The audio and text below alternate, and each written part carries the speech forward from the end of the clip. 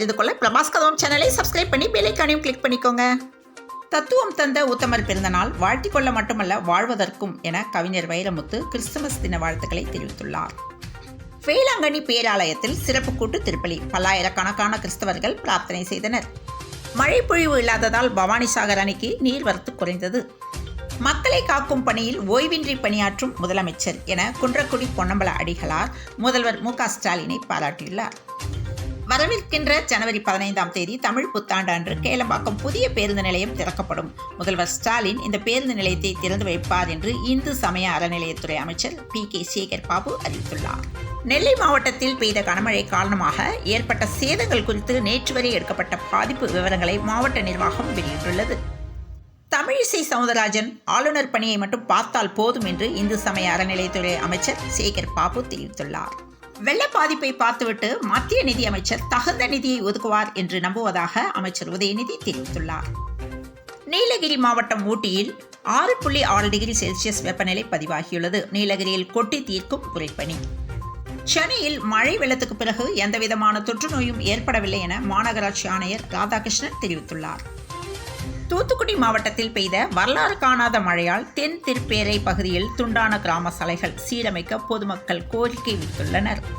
புதிய வகை corona virus தொற்று வேகமாக பரவும் தன்மை கொண்டதால் சென்னை, கோவை உள்ளிட்ட மாவட்டங்களில் பரிசோதனைகள் அதிகரிக்க முடிவு செய்யப்பட்டுள்ளது.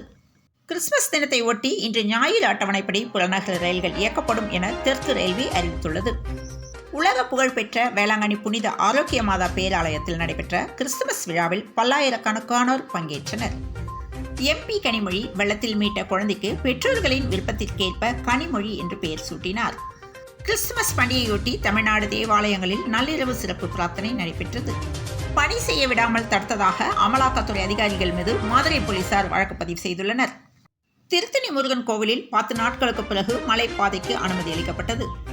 தென் மாவட்டங்களில் பாதிக்கப்பட்டோருக்கு வட்டி இல்லாத கடன் என எடப்பாடி கே. பழனிசாமி கோரிக்கை விடுத்துள்ளார்.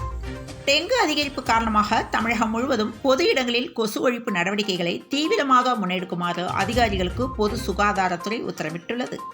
கிறிஸ்துமஸ் பண்டிகையை முன்னிட்டு முதல்வர் ஸ்டாலின், அதிமுக பொதுச் செயலாளர் பழனிசாமி உள்ளிட்ட தலைவர்கள் வாழ்த்து தெரிவித்துள்ளனர்.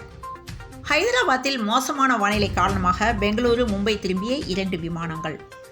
தூத்துக்குடி, நெல்லை மாவட்டங்களில் கடந்த 9 நாட்களாக தெருக்களில் தேங்கி நிற்கும் மழை தண்ணீர்.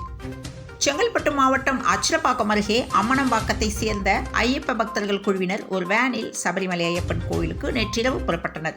இன்று காலை 3 மணி அளவில் பஸ் மீது வேன் மோதி 23 ஐயப்ப பக்தர்கள் காயமடைந்தனர். இன்றைய தங்கம் மற்றும் வெள்ளி விலை நிலவரம். சென்னையில் இன்று ஆபரண தங்கத்தின் விலை சவரனுக்கு ரூபாய் 40 உயர்ந்து ஒரு சவரன் ரூபாய் 47,040க்கும், கிராமுக்கு ரூபாய் 5 உயர்ந்து ஒரு கிராம் 5,880 ரூபாய்க்கும் விற்பனை செய்யப்படுகிறது. வெள்ளி விலையும் சற்று உயர்ந்து ஒரு கிராம் 80 ரூபாய் 70 காசுகளுக்கும் விற்பனை செய்யப்படுகிறது. தூத்துக்குடியில் இன்று கனமழைக்கு வாய்ப்பு எனவும் கிறிஸ்துமஸ் பிரார்த்தனைக்கு செல்பவர்கள் குடையை எடுத்து செல்ல அறிவுறுத்தப்படுகிறது. சென்னை, திருவள்ளூர், காஞ்சிபுரம், செங்கல்பட்டு, விழுப்புரம், திருவண்ணாமலை, ராமநாதபுரம் ஆகிய 7 மாவட்டங்களில் அடுத்த 3 மணி நேரத்தில் மழைக்கு வாய்ப்பு என சென்னை வானிலை ஆய்வு மையம் தகவல் தெரிவித்துள்ளது. தொடர்ந்து இணைந்திருங்கள் பிரபாஸ் கதவம் செய்திகளுடன்.